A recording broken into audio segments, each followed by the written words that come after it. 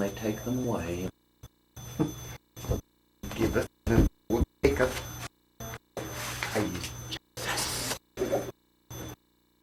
Oh, did you maybe do this? Ah, Has it? minutes. I flipped past it. So Oh, yeah.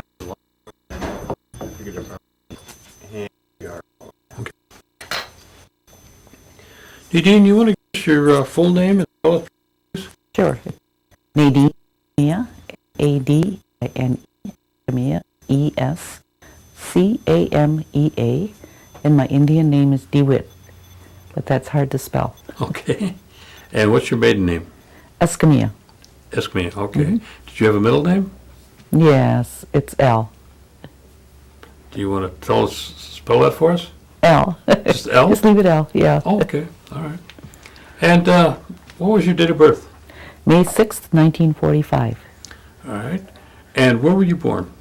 in Green Bay, but our address was Hobart. So I was born on the reservation, but they have to take you to the hospital. Okay. Yeah. Now, what was your parents' name? My mother was Blanche Dockstader Escamea. I also had a twin brother when I was a twin. My brother died when he was 6 months old, Oh, and his name would have been Nicanor. And my dad's name is Nicanor Escamea. okay. All right. Now, do you remember your names of your grandparents? Yes, my grandfather, the only one that I met on my mother's side, was Chauncey Dockstader, and his wife was Emma King Dockstader. And my dad, of course, was Nicanor Escamea, and his mother's name was Louisa Escamea, but I don't know what his Her maiden dad's name was. Okay. All right, let's talk about, did you have an opportunity to spend any time or get to know your grandparents? I knew my grandfather, and we lived here in Oneida with him for a while. I believe I was about 5 years old when he died. He was run over by the railroad tracks and killed over there. And what was he, where did he live, him and your grandmother? His wife was already passed away. Okay. But he lived up here on J, where you go around the corner there, and there's a little old gray house there that's boarded up. That's where he lived. Right off of U. J goes one way and U right goes on the the other Y way. there. Yeah, on the Y. Okay. And did you spend time with him there? Is that where you Yeah, you would visit just them? before he died, Okay. we were living there. All right. Now, do you know if he what kind of educational background he had? I believe he went to,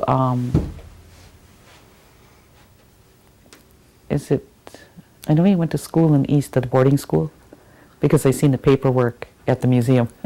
Oh, it is? Yeah. And then he was a bricklayer, I believe, and he also spoke, Oneida, fluent Oneida. And my mother, when they were all home, they spoke the language until they had to go to school, and then they had to learn English. Okay, and he was a bricklayer, your grandfather. That's what I understood, Okay. yes. And how much did you know him? I mean, how well did Well, when you're 5, it's kind of hard you to were remember. 5 years old when you When he okay. passed away, yeah. And your grandmother, was she passed away by then? Oh, the only grandmother I knew was the one on my dad's side. Okay. And she passed away when I was about 13. All right. And I didn't get to see her very much. I seen her just, if I can, memories kind of, after all these years. She lived in Texas and we lived up here. Oh, And we went to visit her just a few times. And you didn't know your grandfather at all? Not on that side. no. Okay. But they were from Texas? I see. Yeah. All right. Let's talk about your parents then. Let's talk about your dad. What was his educational background? He didn't read or write. He didn't go to school at all. And where was he from? He was from, he was born in Kerrville, Texas. And him and my mother met up at Door County when they were picking cherries. Oh, at the cherry orchard? Yeah, at the cherry oh, orchard. okay. And So he had come up here to work Yes, he was for the summer migrating. Yeah. times, huh? Now, how big a family did he come from? He had one sister, one brother, and himself. There was like three of them, and he was the youngest one. Okay. So, did you get a chance to meet brothers and sisters? I met just a brother. Okay. Yeah, I used to, we used to travel around and we'd run into his brother, and that I remember him vividly. And he was married to an older woman. They didn't have any children, but his name was Mike. We used to call him Uncle Mike, of course, and he's passed away too.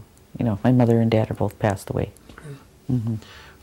What kind of occupation was your father in then? He did a lot of hard labor work, like he worked in the foundries and he worked in the steel mills, and when he got tired of working in town, then he'd move us in the country and he'd do plowing the fields and bossing the other little Mexicans around. I say that because my dad was 6'4", and most, most Spanish people are short. That's right. 5'4", 5'6", He's a big man. So he was a very tall man, and he spoke a broken English, but enough for the people to understand him. So he was always But he spoke Spanish, though. and English, yes. Okay. And he was just up here on one of the trips that they make when they do summer work in Door County, then. Okay. And your mother was up at the cherry orchard. Yes, she was. Now, let's talk about your mother then. What kind of background did she have in terms of education? She went through the 7th grade. She went to school across the street here, where the school used to be, where the parish hall is now. That's what I understand. And I believe they lived right on the other side of 172 here. That's the story I get. Okay. That there was some log cabins over there at one time, and we seen it once. And she said, "Oh, that was my house," and it was starting to fall apart by then. And I must have been about 6 years old then when we saw that. But I couldn't, when you're 6 and you're riding in a car, everything looks the same. So it was hard to remember that that's where it was. But my aunt Priscilla told me that that's where their last home was before they moved up here on U. Okay, and what type of, did your mother work out of the house besides No, taking care of the home? not till we got older. She stayed home a lot. Okay. Yeah. Okay. And there's a lot of us. I have Yeah. 11 of us, so there's not much time to go out and work someplace else and take care of your family. Can you give me the names of your brothers and sisters? Yeah. I have a sister named Nicolasa Jackson. She lives in California. I have a sister named Noreen Smith. She works here for the tribe. And I have a sister, Linda Nakadene, and I have a sister named Pat. She changed her last name to Escamea again. And I have sister Mary Adams, and my brother's name is Tom Escamea. And I have a sister named Lavinia Escamea and Carmen Escamea. And I have a sister named Teresa Rivera, who lives in Texas. And of course there's myself. And I have a brother named, I don't see him, I haven't seen him in years, but he lives in Racine, Danny Escamea. So you had 2 brothers and 8 sisters. 8 sisters, okay. Is that why your one brother sells these tacos? He must have learned how to cook from all the girls? Yeah, I taught him how to cook burritos. Burritos? Yeah. Okay. And then I had to go to work, so he took over the business. And now that he's going back to work, then I go back in for the summer. I see. Okay, and are you the oldest? I'm the oldest, You're yes. the oldest, okay. And where did you grow up at when you grew up? We stayed around Oneida back and forth until after my grandfather died. Then we moved to Milwaukee. What years about would that be? That would probably be about 1951. 51? And so you were up there by U and J? No, the last place we lived was out here on E, and it's right, maybe about from here to there is a half a mile or a mile. It's past the police station. There's still a brick building there. What happened was my parents were trying to had signed a contract for land contract from John Nicolay. He sold him 40 acres of land on a land contract, and his sons went and called his dad incompetent, and they took the land away from us. Now, is that up on the, past the cemetery on the right-hand side or left-hand side? On the right-hand side. On the right-hand side? Mhm. Okay. Yeah. And that was where they were living? Yep. Just before we moved to Milwaukee. And that's where you grew up? Yeah. I went When to you were Silver young. Summit School. I went there 1 year, half a year it seems like, because then we had to move to Milwaukee and it was winter time. And then after that we stayed in Milwaukee for about 5 or 6 years, and then we moved to Kenosha, Wisconsin. I see. So primarily the whole family grew up in the Milwaukee area? Yes. I see. Tell me what your experience was on a typical holiday at home. Let's pick Christmas. What was that like? It was happy. We had, that was usually the time we had a lot of food. My mom did a lot of her own cooking, and of course she did all of her own cooking, I should say. And it depended on where we were. Sometimes we were in Milwaukee. One time we were in Texas. That was interesting because it was warm. And usually, I don't know if it was Memorial Day, it seems like more like 4th of July, we would come up and visit my Aunt Priscilla, because she lived over here on Florist Drive, Priscilla Lyons, and we'd spend the weekend with her. Oh, and your Uncle Rudy then? Mm-hmm. Okay. Yeah. So we'd spend the whole weekend there with them, and then, go back to the city. Yeah. Were your parents, or probably your mother, was she involved in any kind of clubs or groups that you lived down in Milwaukee, or your father too? No, they no? weren't. Just busy raising the family. Yeah. Mm-hmm. As far as I know, they didn't. And would you make trips out here during the summer? Is that it? Yeah. When the weather was nice, we came up here. Yeah. Did you hear of your parents, or even probably it'd be your mother, talk about the New York claim? Yeah, she did. She did talk about the New York claim and the Kansas claim, because her grandfather, who was Duke Dockstader, was involved in trying to get that land claim settled.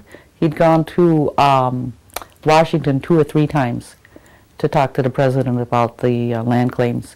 But of course, there's no paperwork on that right now. At the time, I believe he probably still had his land out there by the airport. That was their settlement for moving from New York to Wisconsin. That was their homestead, right? Mm-hmm. I see. Yeah. Now, have you heard any stories about some of the Dockstaters being, moved out of their homes out there by the airport? Yeah. Would you share that with us? Sure. I heard that Duke Dockstader, they promised him when he came over, when they came to, of course, Wisconsin, they would never have to pay taxes because they were on reservation land. And then the police had come up to the house when the husband was gone, and the mother didn't speak that much English, and they came up and asked for the papers for the house, and she gave it to them. And when they took those papers away, of course, they came back the next day and threw them out of the house. They threw them out of the house, and they were elderly by then. They threw them out of the house, all the animals, everything, off the land, off of the property. And they said that they owed $700 in taxes, and then they took over their land. And now this was Duke Dockstader, Mm-hmm. and what was your grandmother's, his wife's Oh, name? she was Electa John. Like the John Dockstader. Mm-hmm. Okay, And she, I believe, originally came from Canada. I see. Mm-hmm. Now, you say there were papers at one time? There were They had papers. this, to... Mm-hmm. Do you have any papers in regard to the removal of the land? Their removal off the land? No. Okay. I wouldn't know who would have. The only other person that would probably have anything like that would be Melinda, and she's passed away. Yeah. And Melinda was what to you? My aunt. My mother was the youngest person in their family, So then Melinda was the older ones, I believe. Older. Do you remember them and their names? Some of them, yes. I know Melinda and, of course, Priscilla Lyons, Melinda Dogstader. And there was Marina Smith, and there was Pemberton Dogstader, and Rimpton, and Peter Dogstader, and, of course, my mother and my Aunt Rebecca, who I knew very well, too. Yeah. No. Wasn't one of the sisters out in California or out in Washington? Melinda's sisters. There's one that lives in, I forgot, Belle. She lives in Michigan. Oh, in Michigan. Yeah. Okay. Mhm. She's got to be pretty old. Yeah, she's still living. She lives in Michigan. Hmm. Okay. So, your father then, did you move from the place up on the ridge here to Milwaukee? Is that Yeah. because of the loss of the land that he experienced also? Yes. So he also experienced the loss of land as well as the grandparents. Yeah. I see.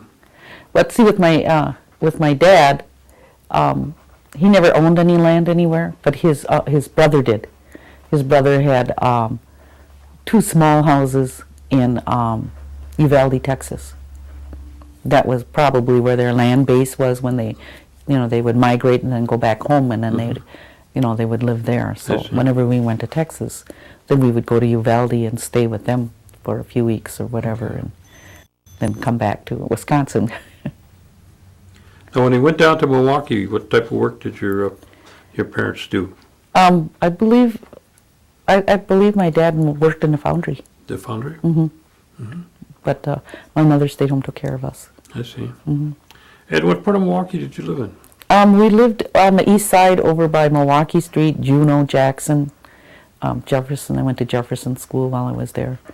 Right in that area there. I see. Hmm. And as growing up, did you become involved in any, like the Indian groups or anything that they had down there that you No, might but run into? we knew a lot of different Indian people that lived in the community, Mhm. but so we didn't get involved with any, except for the church. That was And what church did your parents We go went to All Saints Cathedral. It was an Okay. Episcopal Sure. church. And I was confirmed there. Yeah. So we went every Sunday because after church, we went every Sunday to go somewhere. We didn't have TV or anything like that to sit home, But I remember once the daycare, whatever they had there for the little kids was done, so we brought the younger sisters too. They would give us chocolate milk and donuts that were left, and we'd take them home. So there was an incentive to go to church every Sunday, besides being there for the services. There was quite a few Indians that were going to the church Yeah, too. there was. There was. And what year was that? And, That's got to be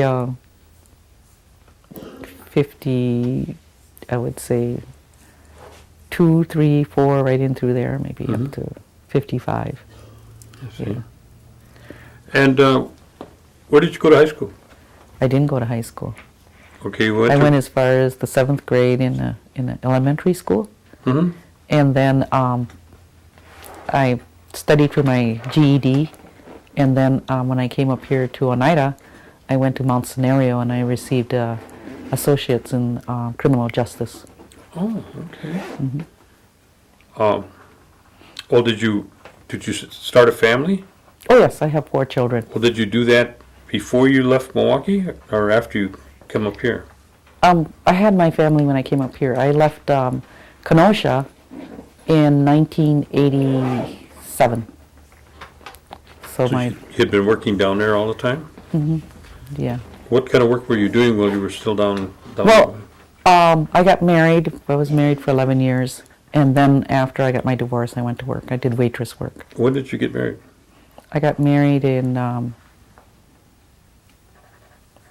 1967 or 68. 67, I think. And- I don't know. It was a long time ago. Who did you marry? I married a Roger Zeise. He was from Green Bay, Roger Zeise. Okay. And you continue to live down in Milwaukee?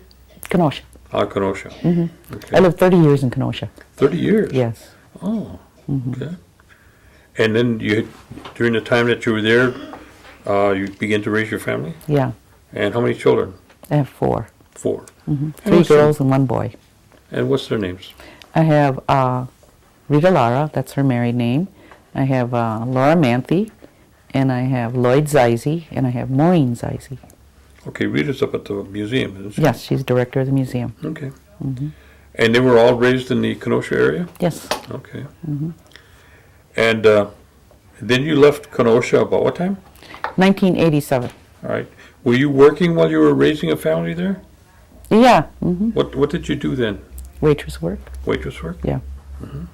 And that's all that I could get, even in Kenosha as work, that you didn't have to have more than a GED. Okay, then you left Kenosha. And I went to California for a year and a half, and I did waitress work out there. What prompted you to go to California? I was getting my divorce and putting miles away from the big separation. Sure. Yeah. And then I thought, well, my sisters lived out there. They were out there. My mother died in 1974, and they had all been established in California. So they were already out there. So when I went out there in 1987, then I stayed with my sisters and, found a job doing waitress work, of course. And then my daughter came out with me, Maureen, the youngest one, and she started getting sick out there. There was too much pollution, the water was bad for her teeth, so then I moved back here to Green Bay and stayed with my sister Linda. And then from waitress work, I worked just a couple of weeks for Larson's, and then I got a job with the tribe with recreation. And after that, that's what I did, was I worked for the tribe until I retired. What prompted you to go to Mount Scenario? It would have to be Ernie Stevens, Jr. I talked to him, and he said, well, you should go to school. I said, I'm too old for school. And he said, no, you're not too old for school. Because at that time I was running around selling burritos, and I talked to a lot of different people at Norbert Hill at that time. And yeah, he inspired me to go back to school. And it was a really good experience. Really, really hard on the brain, though, not having to think about those things when you're doing waitress work and just doing your regular, taking care of your children. Well, you could go to school here. You didn't have to go up to Ladysmith. No, it was here. It was based here at Norbert Hill. That was another thing that the reason I stayed with it. And then my daughter Maureen finished high school and started her college education, and she has a son named Jordan King. And so I started babysitting him, and so I didn't go back to school after the associates. I didn't want to go any further into school after that so that she could get her education, which she did receive. She has a master's degree. So after you finished school, then what did you work? I worked at the museum. At the I museum? worked at the museum as a photo archivist. Did you have training and background in doing photo work? Not before that. I received that through On the job? Yeah, on the job training. And is that kind of like a hobby or something that you developed, or is that? No, I'm real interested in photography and videos and that kind of thing. Yeah. Do you still do it? No, No. Okay. don't have the equipment. Well, okay. We're up at the museum, and you're working as a photo. Not now. What'd you call it? Archivist. Archivist. Okay. And then when you finished doing that, what did you go into? Nothing. They laid me off and said that my job was no longer, the funds weren't available. Oh, they discontinued the job. Discontinued the job, yeah. And then I looked around Green Bay for a job, and I couldn't find one. So, and at that time I'm developing a lot of health problems with arthritis, and I have psoriasis, and it's just really bad. There are days when it's very hard to get up out of bed and stuff like that. So I am on Social Security disability. Oh, okay. Yeah. How many grandchildren do you have? I have 7 grandchildren. 7. 5 boys, 2 girls. Give us their names. I have Joshua Quintana. He just turned 18. I have Jesus Lara. He's I think he's 15. He's 2 years younger. Then I have Leah Manthe, and she's 17, and her brother Greg is 14. And then there's Rita's children. The two older ones are Rita's children, and she has the twins, Ashley and John, and then Maureen has Jordan. And the thing that's interesting here with the arthritis thing was before my mother died, she had rheumatoid arthritis, and she was in a wheelchair and bedridden and things like that. She died really young. She was only 51. Mm-hmm. So do you have an opportunity to spend some time with your grandchildren then? You know, a lot of opportunity. Yeah. You spoil them and then send them home? I don't try to spoil them. I try to treat them the same way I would my own children. I see. I try not to. Okay. Because I do spend a lot of time with the youngest one. You know, it's like every weekend or a couple times during the week. So he's just like I treat him just like I would my own son. Sometimes I get upset with him and I call him by my son's name. Then he knows he's in trouble. Yeah. So when did you go on Social Security? In 2002. Okay, about 2 years ago. Mm-hmm. Mm-hmm. And at that time, is that when you left the museum? 2000. 2000, okay. Mm-hmm. It wasn't a pleasant leaving. So then the next 2 years, is that when you were selling burritos? No. When did you start that? Oh, I started that before I started working at the museum. That was way okay. back in 1990. Tell me how that all came about as your enterprise. Oh, I had fallen down, broken my leg, and it was healing up, and then I went back to try to go back to work at Recreation, and they had replaced me because that was a year and a half before my leg healed up. Is that the story where they were telling that you were jigging and No, that you fell and broke the leg? No, I wasn't jigging. I was just plain walking out of the house and fell on the ice. Okay, well, they said you'd say that story. I mean, okay, go ahead. And then we were on, what do you call it, welfare, and that doesn't last very long. I had a great big old truck that took 8 miles to the gallon. I don't know what it was, but it was an awful lot. We couldn't go anywhere. We couldn't do anything. We were way out at Sand Hill Circle and felt very isolated because we were used to living in town. And I talked to Simon Dakota, and he said, you don't have to be scraping up pennies like that. He said, you could get up early and he said, I know you know how to cook. He said, you could make breakfast, make burritos, and get out and sell them. And I said, oh, okay. So then I would go one or two times a week and sell burritos, and that would help us through the month until I went back to work. Then I went back to work, of course, there's no time to do something like that. So then from 91 till 2000, I was at work. That many years you sold? I was there 9 years. Wow. Yes. How big a circle did you travel? No, just right out here in Oneida. Was it? Yeah. Mm-hmm. And that was enough, huh? Yeah, that was enough. That was enough to keep us, put a little bit of gas in the car, and if we needed a new pair of shoes or something, there was money there for that. Yeah, it's just a little bit of money. I think by the time I get done putting all the ingredients together, maybe your profit is $30. By the time you fill up the gas tank, but you can go somewhere. Yeah. What other kind of dishes would you make? Well, there would be Mexican dishes, right? Yeah, just that. Just the breakfast burritos. That's it. Mm-hmm. What about any Indian dishes that would you make? If I did, I know how to make fried bread, and Indian tacos, but I never. That is a lot more work, so I've never gone around trying to sell that. It's also a temperature control thing with. You have to be very careful with the food and the temperature of it so that nobody gets, poisoned. Yeah. Yeah. So Indian tacos are tricky unless you're in a stationary place and can cook them right there and then sell them right there. Yeah. Did you ever go on the Powwow circuit? Yes. selling your No. wares? No? No. Just to go to the powwows? Yeah. I see. Yeah.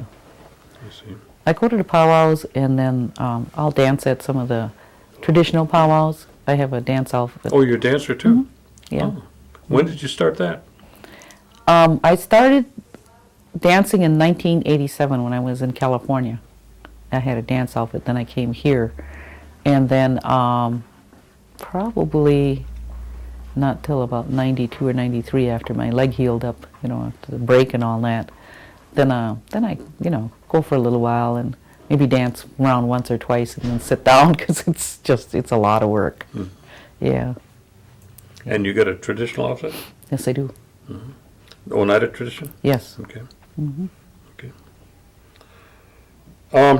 Now that you're retired, are you going to, you got plans to, seek out some hobbies or? Oh, yeah, I do a lot of hobbies. I do, I'm not real good at it, but I do beadwork. I also do gardening, a little bit. It's a very small garden, but I call it gardening. I'm involved with quite a few different things in the community. I'm not on any committees or commissions anymore. I used to be, but I don't, I don't do that. But I do a lot of reading and beadwork, and every event that comes up and there's free food, I'm there. No. No, just Was that it's you I seen wonderful. across the road Yeah, yesterday? that was me yesterday. Yeah, I like to get out and socialize with everybody else. I know just about everybody that's going to be there is somebody I know and somebody to talk to, and I think that's really fabulous that we can do that here on the reservation, and that there's places to do things like that. Because I know years ago they had a going away party for my cousin.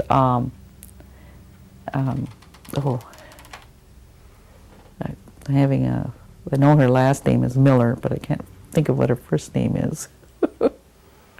Ruth Ann. Your thing. She lives in California, and they had a going away party for her because she graduated from school and she was going to school in California, and it was at the parish hall. Of course, that was way back before they rebuilt it, and we were in the kitchen, getting the dinner ready for her. That was really nice. Yeah. So. Now, you've had, you said you served on some committees. What committees were those that you served on? I was on the Commission for Aging. I did a term there. I was on the Housing Development Board. I'm still on that one. The Library Board. And I was on the Environmental Resource Board. Well, you were busy. Yeah. That's a lot of boards. Yeah. Yeah. Very interesting. Yeah. Well, you've had the opportunity to see the inner workings of the tribe, then, at a first hand, Yeah. and your experience at the museum. Mm-hmm. What kind of is there an area that you feel the tribe might be lacking in some things that they could do better? If you had the opportunity to say, well, look, let's make a change. Is there any areas that you would try to shore up on, or, I'd like to see them do a little more with recreation with the teenagers, because those from 13 to 18, they do have things for them to do. But it seems like that's the forgotten group of children. They play basketball till 9, that's it. What do they do from 9 to 11? They're out of the recreation. Those that are fortunate to come down to the Civic Center have something to do. But those out on my end of town, I say of my end of the reservation because I live up on Ray Road past the museum, there's not much for them to do. The transit quits running early, so that even if the kids had a way to get here, the parents are working second shift maybe, and they don't have a way to come down. And so I hear this all the time about, what do they do, and how come they get in trouble, is because there's nothing for them to do, that has supervision. Yeah. how long did you work with recreation? I only worked with them for, I believe it was 6 months. I see. Mm-hmm. One of my big concerns this is your interview, but what I've always felt is that we as an Oneida Nation have concentrated our efforts on baseball and basketball, but we have nothing that we offer the young ladies in terms of things and that they can get into outside those two kind of sports. Yeah. And I think there's so much more that we should be required to give them. Mm-hmm. You know, just in maybe a makeup course where you put, you know, how to put makeup on, and various things that you know that I'm not sure, but I just think we as a recreation could offer more than that, you know. But anyway, that was always my pet peeve, is that the girls come up on the short end. Yeah, But, yeah. I'm not sure what it could be that we could do for that particular group. I think we need to build their confidence, because there's new babies being born to Oh, young boy, yeah. young children in this community. Well, any community. Really, it isn't just ours. No, It's any community. I think it's due to the fact that two parents, if there's two parents in the home, they both have to work, and who's there with that 13, 14-year-old? And the media builds it up that they don't really need a babysitter at that age, but that's the age where they really need someone at home. Probably the most supervision. The right? most supervision is between that 14 and 18. You know, when they're tiny, you know they have to have supervision, but as they get older, they think they don't need it, but they really do. Yeah.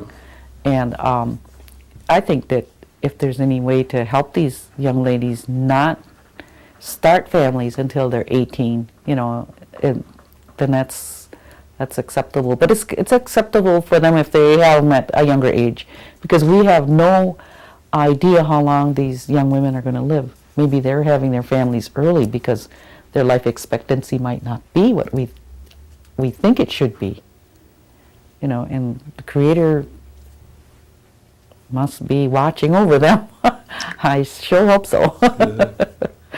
What kind of recommendation would you like to share with the youth? I think that they should really talk a lot more to their parents. I think they should be able to talk more to their aunts and their grandparents, if they have any grandparents, to listen to what they're saying, because the media is not there for their protection. The media isn't there to soothe their feelings when they get hurt. The media is there to sell. They're just there to sell whatever they want, but to make the money that they want. You know, they're the billionaires. We're the people on the short end of the stick. And we need to really start listening to what our parents have to say, because they are responsible for us. Is there any areas that you wanted to cover that we may have left out? No, but I really like what Recreation is doing now. They have pottery for the kids, and they have a lot of different programs that they didn't have. And when I worked for them in 1989, that I worked for Recreation, it was just basketball at that time. Mm-hmm. They didn't have an arts program for the kids. They didn't. I tried to do that. I said, I'm not interested in basketball. I'm more interested in bringing the kids in and having them bake cookies and learn how to bake cookies and learn how to crochet or learn how to knit or something like that, that the littler ones would have some place to go so they don't get pushed in with the basketball. And even though some people, there's not all of them that feel that way, but there are a few that feel that the civic and the library weren't set up for babysitters. But these children do need some place to go. Maybe it's just to get out of the house because it's small, that they can go and feel safe. And I'm really thankful that there are places like the library and the civic for them to go. They need a place to run and move and feel good about themselves. And a lot of the staff does help them in those areas. And if they do get out of control, then the staff will ask them to leave. Well, that's the other thing that many times I think some of our services within the tribe have take that position that we're not designed to do this, mm-hmm. and yet if that's the needs of the people, that should be the design of the structure of the program to meet those needs, not the needs of the program. Yeah. And we just have that reversed in many cases, Mm-hmm.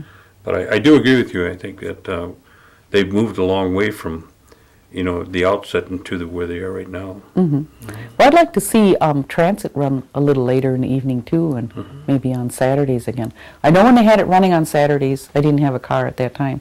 I would call and somebody would leave the phone off the hook, or they'd forget to hook up the phone on Saturday. So they'd say, we didn't have any passengers. Well, you can't have passengers if you don't have communication. And again, it's a service that Yeah. needs to be provided, but they're running at their own convenience, you know. And as being an elder too, I have elderly services help me with a lot of different things that I can't hire somebody to do, or my son doesn't have time to do it because he's working 10 hours a day. But elderly services is a very good program. They've been very good to me. Yes. That's good. That's good to hear. Plus transit too. Okay, well, we want to thank you. We appreciate you taking the time to come down here. Okay. And, you know, we'll get, like I say, we'll get a copy of this interview for you, and you can share with your family. All right. Okay? Yeah. All right. Thank you. And Alan will take the microphone